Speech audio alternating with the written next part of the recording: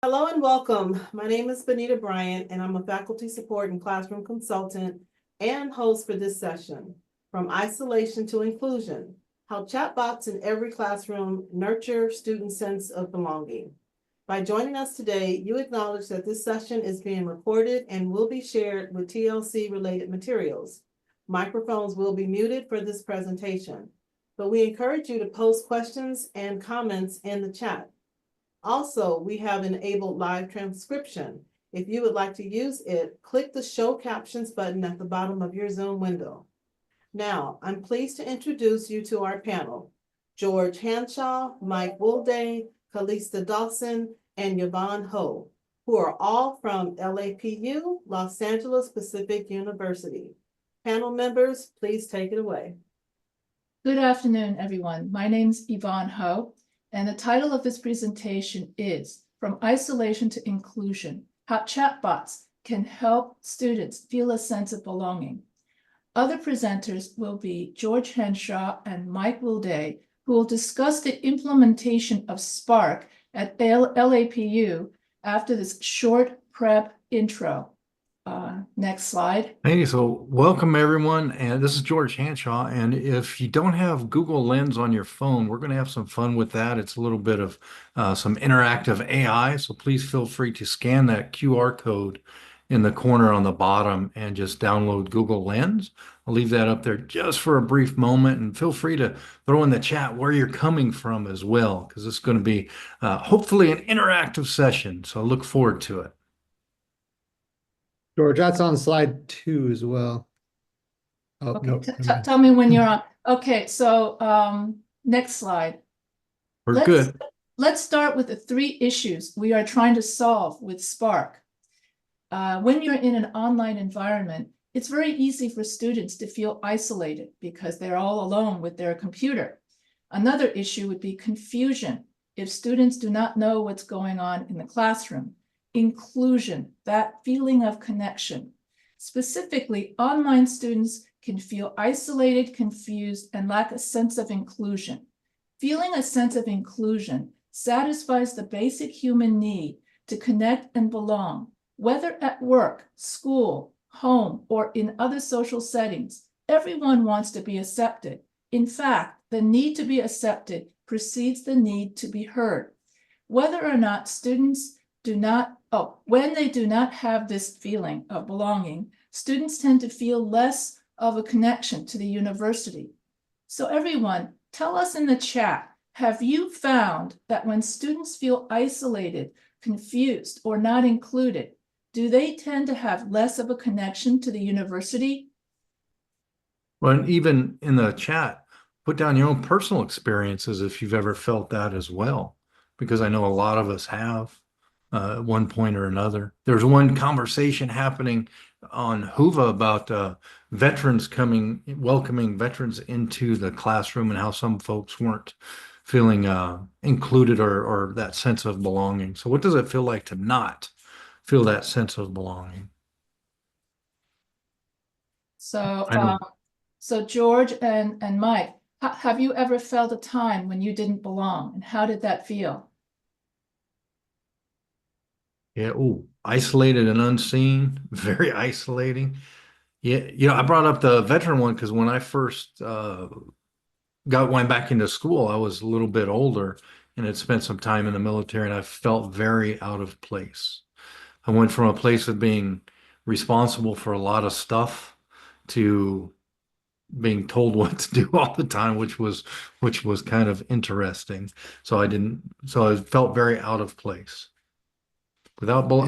Katie, Kate say? Without belonging, students have felt like they can't reach out when they need help. Oh, what were you going to say, Mike? Oh, I was just going to say something similarly, but yeah, that's a great point there. Support is so important, and knowing that you belong and have resources can be really empowering to people. I remember coming into certain courses during my master's program and not being able to figure out the layout of the course, or the assignment instructions were really difficult and the professor wasn't reachable, and it became very difficult at times to feel like I had the support I needed to succeed. And and you feel sometimes like you're trying to translate a foreign language. So Yeah, I Yeah. remember taking a class, a professional development class, and I finished my assignment and I kept waiting for my grade, waiting for my grade. And when the teacher is always absent, you feel all alone in the classroom. And then if you can, and it makes it worse is if you're confused and all alone in the classroom. So it's always important for the teacher to help the students feel a sense of belonging by being present in the classroom and giving quick feedback and answering quickly to the emails to make the students feel safe. I especially do this a lot during the first week when students feel the most lost, when they are still learning how to navigate the classroom. Oh, there's a couple great comments in here. Haley said it feels like she's in the wrong place. And then Bonita came and said this is why online instructors must show up via video, audio, and consistent discussions. And so having a great conversation here, and that isolation piece and that being in the wrong place kind of leads us to our next piece here. Okay, so here is a slide. Imagine yourself visiting a country for the first time where you don't know anything. You don't know the language, you can't read the signs, you don't know the cultural norms. What are your feelings? So this brings me to the story that I mentioned earlier when I was in Taiwan. It was a very hot day and I wanted to go into a store to eat ice cream. So I looked at all the different signs to see which of the stores is an ice cream store, but I couldn't read any of them. So I felt lost. And so this is a story of many of our students. Every course is a new learning space with a new language, new norms, and new online classrooms. So someone is supposed to, so if you guys all have Google Lens, and George, you can help them walk through. Yeah. So if you have Google Lens, I don't know if you can see, my phone has it right on the front page. So if you have Google Lens or if you've downloaded it, just turn it on, just click the little camera next to it and then translate and point it up against, or not up against, but point it at the square at your screen and see what it translates everything into, because it helps translate the words. And if you can speak, I believe this is a town in Japan. I'm not sure which one, but if you do not speak Japanese, you can hold your Google Lens up there if you can't read Japanese and it will translate for you. It's absolutely amazing. And suddenly all the words turn into English. Oh, Haley used it in Iceland. Oh, really? In the grocery store. That's amazing. Oh, I wish I had had it when I was in Taiwan. I wouldn't have had to look at the windows to see which is an ice cream store and which is a clothing store. That's how I could tell one store from the next, just by looking in the window. Right. You know what's amazing is Kate used it in Dominica. Was it Dominica where you were at, Kate? I lost the thing. Oh, it was Bonita who was in Dominican Republic, and they felt real out of place. Google Lens would have been amazing for that. I know we did this presentation like a week early or a week too late. I mean, that would have been helpful. I know that the UCLA basketball team, when they went to China, and one of the when they wanted to tell the hotel people how that he needed extra blankets, he used Google Translate for that. So that was very smart, since he spoke no Chinese. So super important. Yeah, Google has lots of stuff like Google Lens. So and yeah, it says A Lonely Life on the top right, which is kind of interesting. I'm not sure what the context for that is, but yeah, so a lot of neat stuff in there. Think of it like Easter eggs. And so Google Lens uses AI to translate in, and that's the thing about AI. AI does a great job translating languages, Japanese, Chinese, English, and I'm transitioning to the next one, aren't I? So when you use AI, let's say you're an ESL student, you're a Japanese ESL student, you can ask AI in Japanese, your question and AI will respond to you in Japanese. So Google Right. and AI is a great tool to use for translating. Okay, next slide. And it always, as you're going to see Spark here in this slide that we have here, this is what we call Spark, which is our AI course assistant. It helps with belonging because of that translation, even in our own courses, right?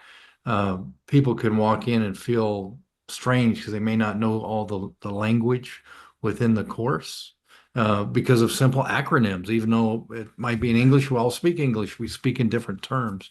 So it's super helpful with that too.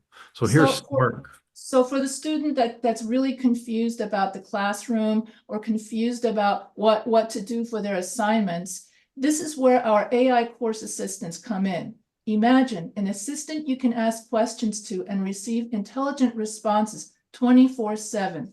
Now, all of a sudden, you have a guide to read those signs and begin to understand the norms. Confusion creates greater isolation. Having a course assistant like Spark helps build connection. So, George, what has the response in your classes? How have your students reacted to Spark, the AI? Wow, as a instructor, professor within the psychology program, it has been, and the MSIDT, Instructional Design and Technology program, the response has been nothing short of amazing because they have intelligent access to intelligent responses to their questions 24 hours a day, 7 days a week. And Mike is actually the one that came up with how to put them into each class so quickly. And the direct feedback is, I wish we had Spark a long time ago. Spark answers my questions in a way that helps me understand. So people are putting in assignment directions. And the coolest part is that I am now having conversations with students that I normally would not have conversations with because they go to Spark first, and that kind of gives them the efficacy to say, hey, I need to reach out to my professor. And then they reach out to me with more confidence than I have seen in the past and in a greater number, which is amazing. And that gives me the opportunity to have deeper conversations because Spark is initiating that initial one. What has been some of the feedback in the feedback channel that we have in Slack, Mike? Yeah, good question. Came from a student who took a summer 2024 class. They said, let me say this.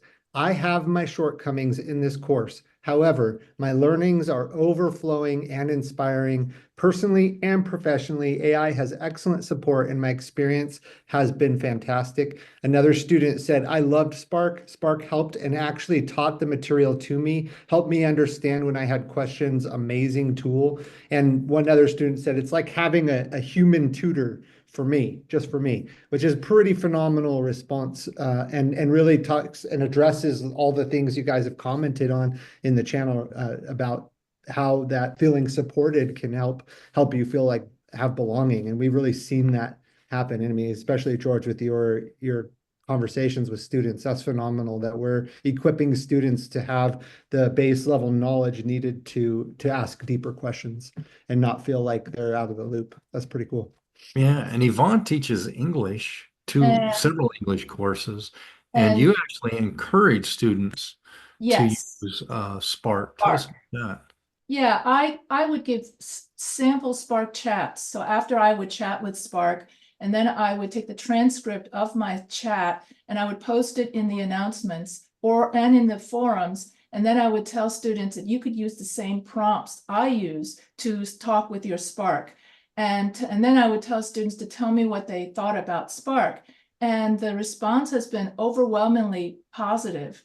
And when I looked at my end of class surveys, which asked students how often they use Spark and how they benefited from Spark, 99%, according to the end of class survey, 99% of students report that they've used Spark and they loved it. And 88% report that they've used Spark and they helped them understand the course materials. And so I find that, my students love using Spark.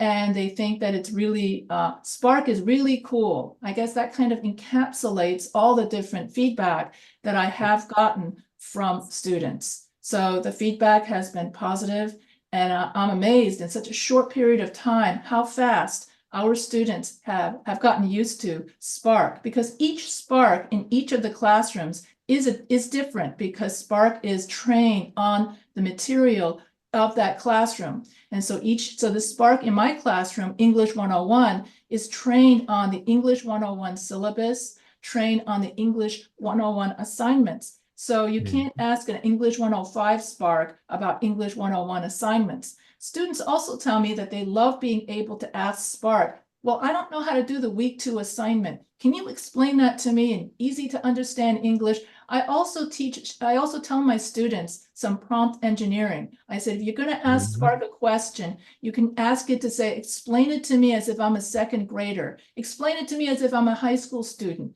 Or try to help me relate this to my life, because I'm a nursing student, so it helps me to understand XYZ concept if you can relate it to a nursing student's life. So I tell And you know what, really the cool key to that is that by doing that, you're teaching students how to use the technology that they are using, even outside of the classroom. They're using it probably more outside of the classroom. You're teaching them how to use it ethically. And that is incredibly important, that ethical piece. Oh, And yeah. For the writing process, like for instance, in my book, Writing in the Age of AI, ChatGPT, Unleashed by ChatGPT. The 3 stages of the writing process is pre-writing, writing, and rewriting. So I teach students that the ethical way to use AI in a writing class is you can use you could use Spark for pre-writing and rewriting, but you cannot use Spark. But the thing about Spark is it will not write the essays for you, because it's programmed not to. Spark is programmed to probe and give probing questions to encourage students critical thinking. And so I always teach students that you can use Spark for the first stage of the writing process, pre-writing, and the last stage of the writing process, rewriting. But it's not ethical to use it for the writing stage, which is to write the rough draft. I tell students that because AI has a tendency to hallucinate sources. So therefore, you still have to do your own research still in order to find those peer-reviewed articles in the online library. So I do teach students, and I think it's very important to teach students how to use AI ethically. And George does a great job in doing that in his classes, don't you, George? you know, I love it because especially in our MSIDT program, you're seeing a picture of what we call Desi, which is our instructional design assistant. And Desi is a legitimate instructional design assistant. In our MSIDT program, people have to make projects, we call them artifacts, to show mastery since it's a competency-based program. And I encourage them to use Desi to help them think through their different projects, because they're using this technology on the outside. And it's so important that we teach them how to use it well and how to use it ethically. Like what Yvonne said, make sure that the sources are correct, things like that. Don't fall for the hallucinations where they're becoming less and less, but they're still there. And it's just so important. So in our ID program, they actually use a version of Spark also to have interactive conversations and perform active learning within the asynchronous sessions. We've gotten a lot of feedback about those asynchronous or about the active learning sessions with Spark, and also with Desi helping create actual artifacts in terms of brainstorming, giving them ideas and concepts. So it's been incredibly important.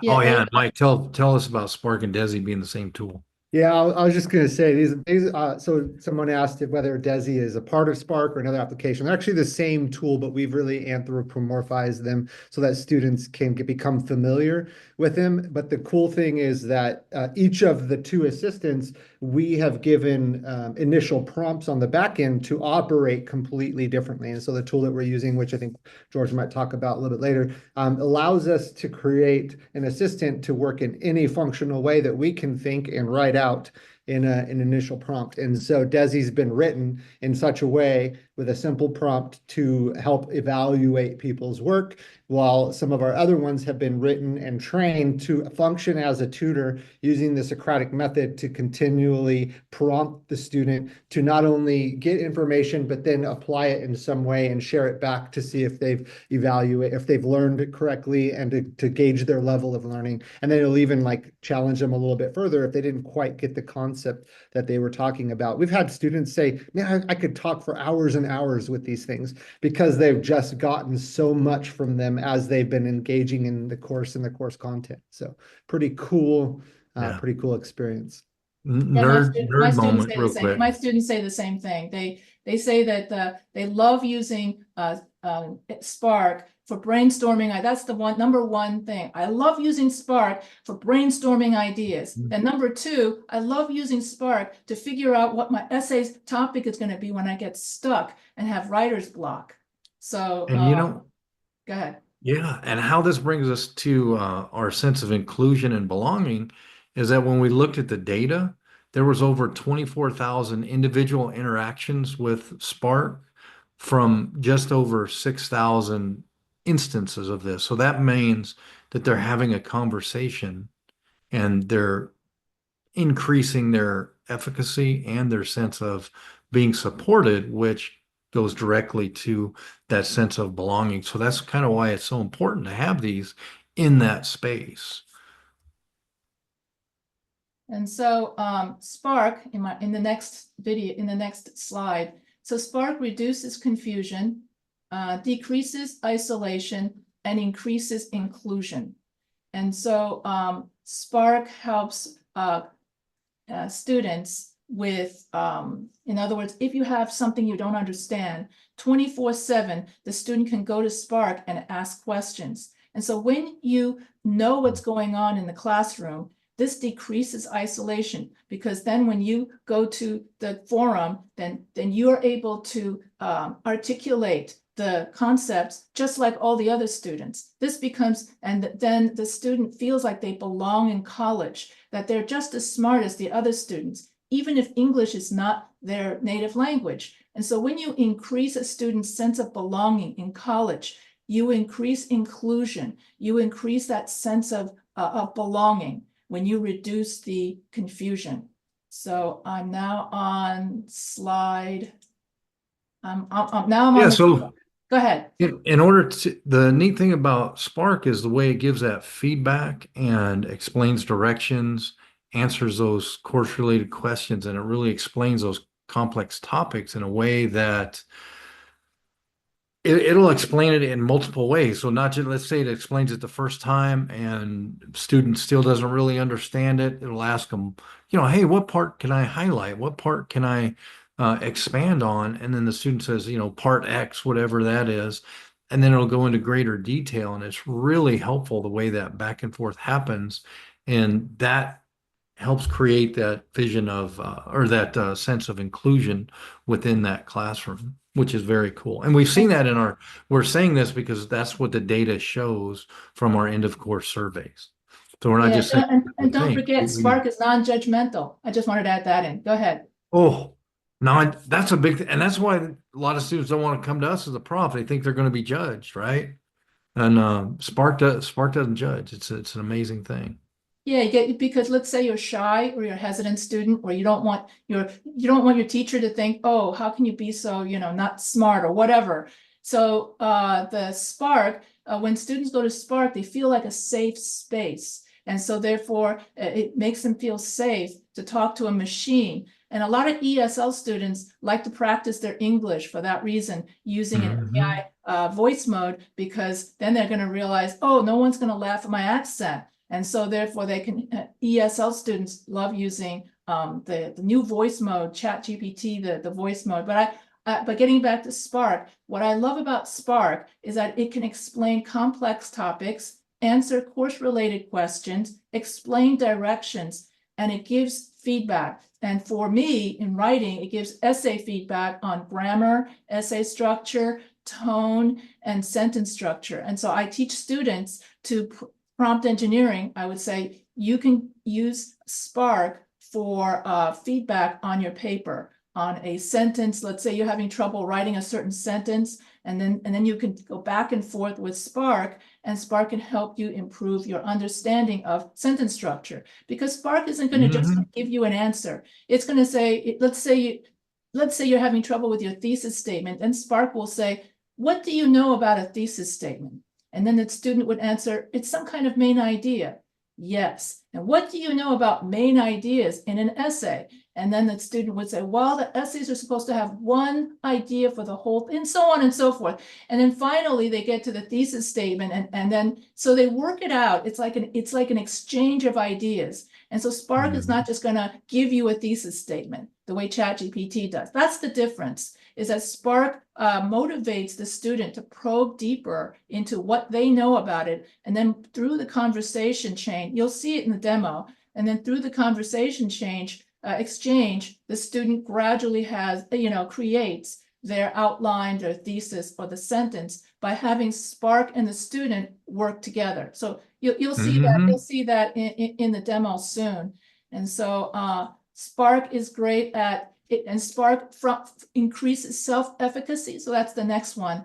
Increases self-efficacy, increases intrinsic motivation, better grade outcomes, and AI is great for all students. So this has to do with when in the winter of 2024, I participated in a study in which one class had AI and one class did not have AI.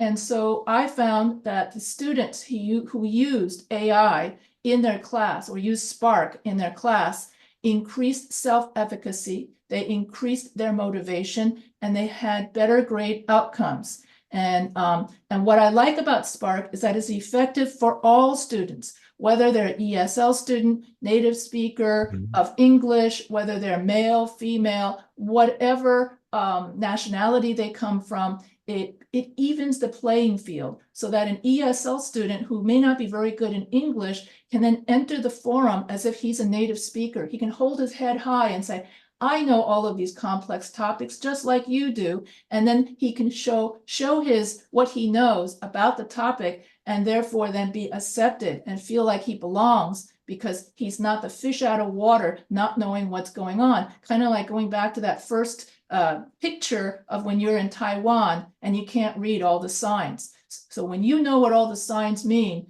then you belong. And so that's, and then I think Mike was going to show We had a quick question first. Someone asked if Spark remembers the student. Does it have a memory, user memory? Not directly. I can answer that question. It doesn't directly, but what it does is it keeps a history of conversations, and you can easily jump back into a previous conversation and leave right where you left off. And so like where you go to a tutor center and you might go visit one tutor and you start working on a problem, and then your tutoring session's over and you got to come back, but then that tutor's not available. You have to start over from the beginning. You don't have to with Spark. You're getting it right from where you left off if you return to that previous conversation. It's actually a pretty phenomenal tool in that regard. So it is, and we consider it what we call radically student-centered. So Spark AI is one piece of that. It doesn't replace instructors or anything else, but is super additive to that radically student-centered learning experience that we have. So Mike, you ready to show the demo? Yeah, go ahead. This is the part everybody, this is the part everybody's waiting for. Sharing. And just make sure everyone can see my screen. Should be this one. Are you guys all seeing that? Psych 105 demo, yes. Yeah, okay. So I basically added, I don't know if I can move this toolbar out of the way, but I could move it there at least. I'm on my laptop right now. I'm just show off some of the brainstorming capabilities. This is created for our Psych 105 class. And one of the requirements is a life experience essay. And I'm supposed to write about a life experience and like there's a bunch of requirements around it. And I just, I've lived almost 50 years and I'm sure there's lots of life experiences. So I'm going to ask it just to help me brainstorm one that might help meet those requirements in particular. And we've trained Spark to initially say hello, and then let me move this out of the way. I don't know if you guys can see No, we don't see it. the viewers. Okay, cool. It says, what kind of life-changing experience have you had that involved interacting with people from a diverse group different from your own? Gender, race, nationality, disability. Those are all great. That's a great little question. And I can't okay, there we go. And so and then it says, what comes to mind? And so what we've done is we've trained Spark to constantly be Socratic, to like get me to think about different experiences. I'll just think, well, I went on a missions trip once to Tijuana, Mexico. Would that work? And just kind of see what Spark does here. You'll see that there's sounds like a great experience. And it talks about context for examining my preconceived notions, biases, belief systems. And then it's constantly, then it's going to continue to spark my thoughts around my experience. Whereas like if I was doing this from scratch, the lessons instructions just talk about, hey, you need to do all these things, but Spark's going to bring the human-esque, I'll say element to it by like having me like apply it and consider it and how those base instructions, answer these 5 questions or relate these 5 things. It's going to give me a more conversational tone that will just help me get it better. Or if I'm struggling with, a cognition issue, or what is cognition? Like, I don't even know the base keyword. I can just change the subject here. What is cognition? And it's going to go in and it's going to give me a bit different, it kind of gives me a basic understanding, ask me what I know about it. How does my brain do that? This whole topic is new to me. I'm just going to say this whole, let me type it right, whole topic is new to me. Right, so then I'm getting like information back, like, great questions. So then it breaks it down into these different aspects, allows me to just kind of get a little bit more entailed. Or let's say I want to know what are the requirements for discussion 5. And let's just see what I need to do for that. And so like we've trained Spark specifically on the data from the course itself. So we've taken all the course instructions. Now we're a non-traditional university in that we templatize all of our course content. So we have all that, but anyone who builds their own courses as a traditional faculty member, you're going to have all that content either in your syllabus or gathered on your computer. And it's as simple as just uploading a file to give it that base understanding of all the content. And then we're able to pull a very specific information out of those documents. And so all of our courses are done training it with all the instructions for our discussions, our assignments, any kind of activity within the course. If we had an open source textbook or an OER that allowed us to download it, we put it into the Spark so that it could train on that content and be able to respond and answer based on the content of that idea. So it's pretty awesome experience. I think that's probably good for a demo unless somebody has something specific they'd like us to share. You can put that show in the the chat. prompt, Mike? Because here's Yeah. my take Yeah. on this is before you jump out to show the prompt, scroll up to where it answered the first question. Right. Oh, where did it answer? Right there. That sounds like a great experience. What is cognition? And it tells you, but it's also saying like, that's a great experience. It's, for lack of a better term, it's affirming my Very encouraging. question. Yeah, it encourages my questions and it makes me feel good. It doesn't, that's what gets rid of the nerves for me to go to my prof. Yeah. Yep. And what I like Yeah. about Spark is that it always prompts you to ask more about, what do you already know about cognition? Is there a specific aspect of it you're curious about? And it always asks, what do you know more about what it is, in order to probe the student instead of just giving the answer.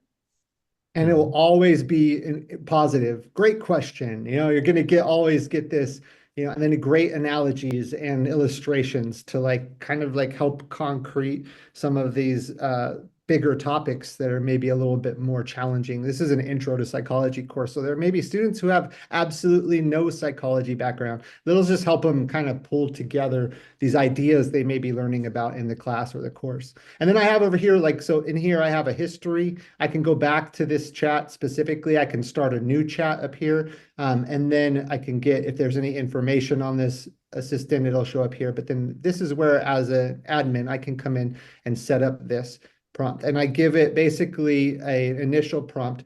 And these were designed based around Microsoft did an AI prompts for EDU that they put up on GitHub, and they shared them out with everybody for free. And we just took this one. You're an upbeat, encouraging course assistant, and we just pulled in the course name and an intro to what the course is.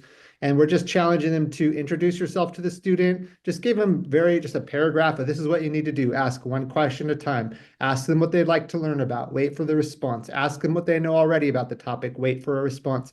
Giving this information helps students understand the topic by providing explanations, examples, and analogies. And so just by writing out how we wanted it to behave, it starts to respond that way. And then within the knowledge itself, we have these options to either go out to the web and find anything you want using your AI knowledge skills, or this one we say keep it to the topic knowledge. And then what we've done is we've uploaded all these articles, or these things, not articles, but data. So this is our syllabus, our course instructions, our what we believe statement, is we're a private Christian university.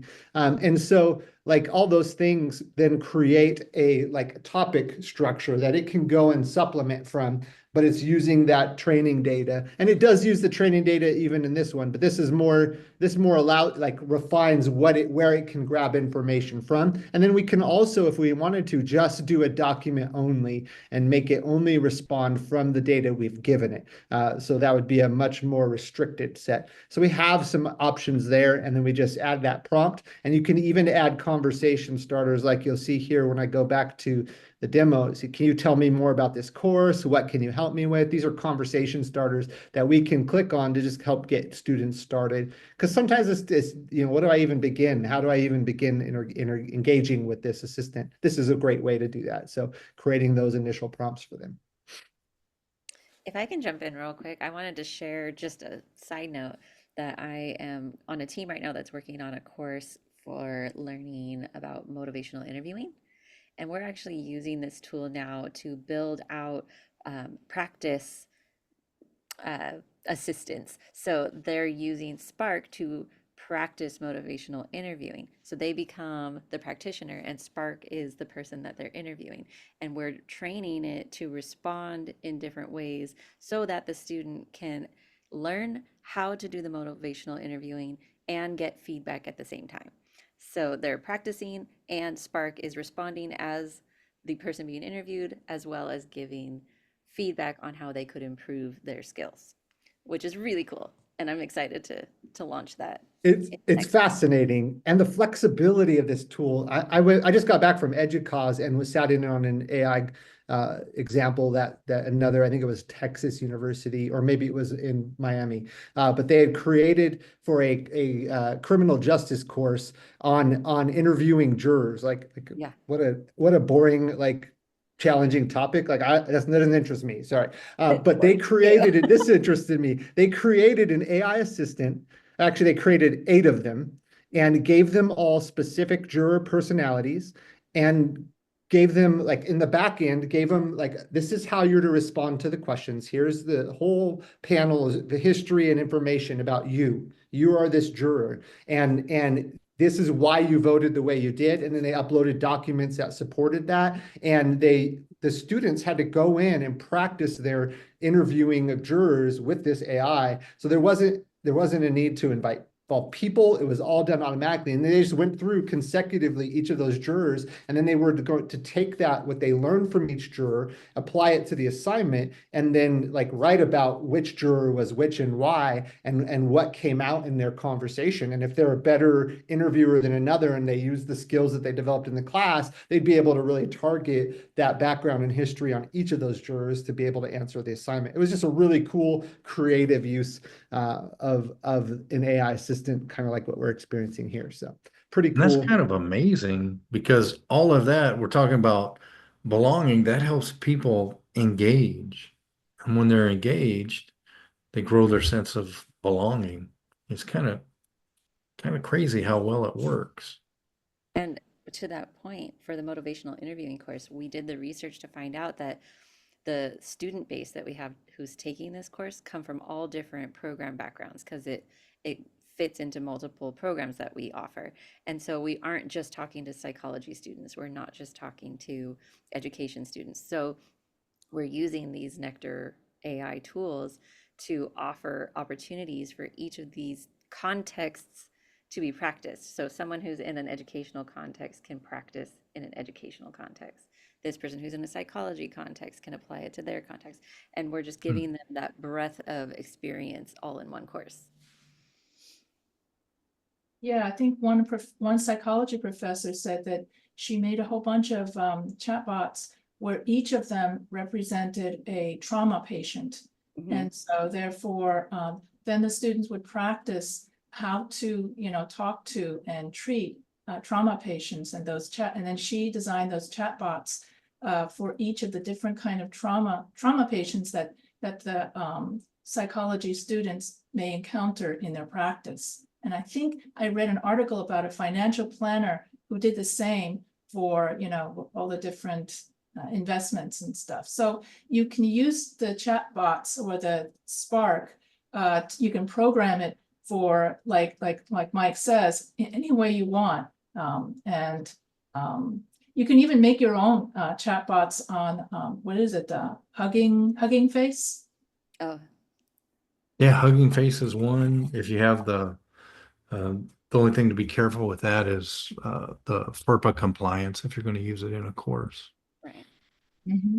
And I know somebody who actually, and George will then give you a whole bunch of graphs about the use of AI in the LAPU classroom. For all the data nerds, yeah. Yeah.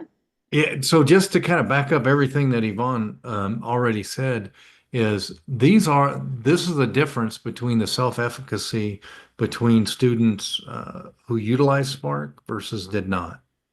Intrinsic motivation, higher as well. So you can see that it really cultivates that belonging, and it shows a comparison of grade GPA, huge difference.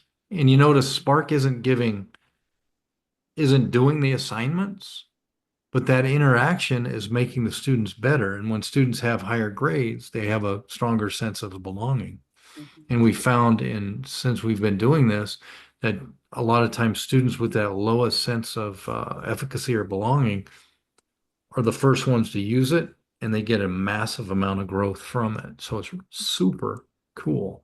Yeah, the numbers are incredible that we've had, like the percentage of improvement between we did a study between courses who had it and courses who didn't that ran at the same term, and the difference is phenomenal. And it's really, really powerful. I don't know if you have that data up, George, but this all came from that. This is from that randomized control trial that we did. And so we did an RCT study, and we did a treatment group, control group, and did a direct comparison. And it was incredible. So and as Yvonne said previously, the average GPA by gender, it showed both genders, having different efficacy or having different outcomes as well. It was kind of amazing the way it worked, and the average GPA across ages. It showed an increase in that average GPA all the way across. There was nothing that detracted from the use of the AI course assistant within the program, everything said that it worked across all of our demographic data, no matter what it was. Yeah, I was amazed at how well it worked. And it doesn't do the work for you. That's No. the beauty of it all. They did it all themselves. Yeah, so it's kind of amazing the way that worked. If anybody wants to learn, oh yeah, and our data showed that the students who used AI in the course assistance, they had that significantly higher GPA, but they all started with that lower sense of encouragement, engagement, and support, and they had the most growth. So in other words, AI helps those students who need that help to belong. It is there for them. That's where it has the most dramatic effect. And we're taking a deeper dive into that right now as we speak, but that's what we're finding. So it helps those who need the help the most, which is crazy. What I find the most, the best thing about all of this is that this AI gives students that extra burst of confidence to know that they can succeed, that they can do it, that AI has their back, and that together they will succeed in their academic journey. And so I remember when I used to, before all of this, students would be so shy or be so hesitant. And then with AI and with Spark together, students feel more confident in the forums, and the essays that they write are much more complete and grammatically correct and sound more professional. So that's been the overall experience that I've had in my writing classes. That's what I want to say to conclude. So. And as you do that, you can connect with our YouTube channel here. And Yvonne has written how many books so far, Yvonne? Two books. And here they are. Yeah, so there's one coming soon for next year. So I wrote Writing in the Age of AI, where I talk about the writing process and writing. And then my other book is about ESL and language learning and how AI evens the playing field for ESL students so they can feel more confident in the classroom. And my next book coming out has to do with student engagement. And at the very end of that book, I talk about how AI boosts student engagement. And all the data says, yep, absolutely correct. It's kind of crazy how that works. George, someone asked if we're like representatives for Nectar AI, and I kind of answered them directly, but I just want to let you guys know, we have developed a great relationship with Nectar AI because we were one of 3 schools who piloted their product, and the output, as you can see, was phenomenal. And we are big fans of AI and the power it has to help students when used appropriately and ethically. But we are just big fans, and we've developed a great relationship with them. And we believe so much in the power of this tool. We're willing to speak about it. You'll see I'm on LinkedIn. You guys can catch me on LinkedIn. You'll see posts about how much this has impacted our students there. We have the DLS channel on YouTube. But if you're interested and want to know more or even have a deeper conversation about this with us, I posted a link there. You can just fill out that form. We'll get in contact with you and just kind of show off. We can even let you have a demo and try it yourself. We just believe in this tool so much and its power to help students. So we're not paid actors on behalf of Nectar AI. We are users. We are users, and we're paying Nectar AI, and it is incredible. Just that response is so. The response from our students and the power of this tool is just so phenomenal, even for ourselves. And someone asked in here, George, about DESI. You said that we have an instructional designer bot. How did faculty feel about interacting with it? And that's a good question. I can answer on behalf of the psychology course, and we had a Bible course that we piloted this in the first term, and our Bible professor was super skeptical on its capability. Oh yeah. And, he came in, and he's now like our biggest proponent for adopting champion. AI. Yeah, he was like, this sounds like what I would have said to the student. Right. And And this is such a great answer. And like, I even went in, I have my bachelor was in biblical studies. So I went in and I like tried all the tricks Oh, to get yeah, it to yeah, yeah, I did hallucinate. too. I tried all the options, I'm like introducing, characters from other religions, trying to get it to say, like, give me some kind of hallucinated answer. And we couldn't. And I was shocked. I was just shocked. Like, this is fun on a, like, I'm a puzzler kind of guy. Like, I want to try and make this, fail. And I couldn't get it to fail. And then when I tried to go off topic, it brought me back around to the topic again. And I was just like blown away. So anyways, George, what about you? How does your experience with the Desi tool been? Desi's amazing. So the instructional design tool, simply because uh, it lets you move much quicker and it gives you more creative space to think things through, because it's that voice speaking into the process that you don't have, especially if you're an army of one, as they say. If you're that single person using it, then you need that back and forth to kind of expand your own thought process so you're not stuck, because we only know what we know. So it's been absolutely phenomenal. And Callista is the manager of our ID team, or IM team, and she's implemented AI in every single step within our workflow for instructional design as well. How's that been received? Yeah, so our team honestly has been supercharged by the implementation of AI. Just anywhere that we could find a way to either speed up or just plus what we were already doing in any way, we've been trying to be really creative with our applications. And this tool has really opened up a lot of doors for us in terms of creativity, just things that we couldn't do before in terms of simulation. Like, I used to build e-learning simulations using tools like Captivate, and it would take forever. Anyone who's ever used Captivate knows, like, that is not a quick process. And so being able to design things using this technology is just a total game changer for us and the students. I was And you know, listening to a webinar this morning. Sorry, George, I didn't mean to cut you off there. no, go for it. With the brand manager for Adobe and the marketing guy for Comcast.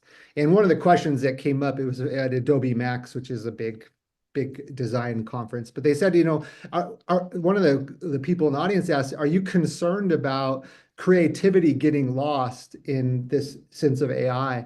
And like George responded in this question, as an instructional designer, do I need to look for another job? And what their response was, no, we don't need to worry about creativity, because our jobs contain so many like mundane routine things that just take a lot of time out of our day and prevent us from being able to even like function on a high level. And there's so many things they were talking about marketing, as a marketing manager or as a marketing team, that you have to do every day. And so if AI can speed up your workflow, it opens up space and time for you to apply brain power and energy to those things that are more creative, or that you've had on your wish list but never had time or resources to do. If you can lower cost by speeding up that process. So as an instructional designer, or even a professor, as you're designing content for your courses, you give yourself more freedom to be available in different ways. So like for our professors don't have to answer mundane questions about the course themselves, because our AI assistant is going in there and resolving those for them. And then if the student needs greater clarity, like George was saying earlier, he can have conversations with his student on a much higher level, because all of the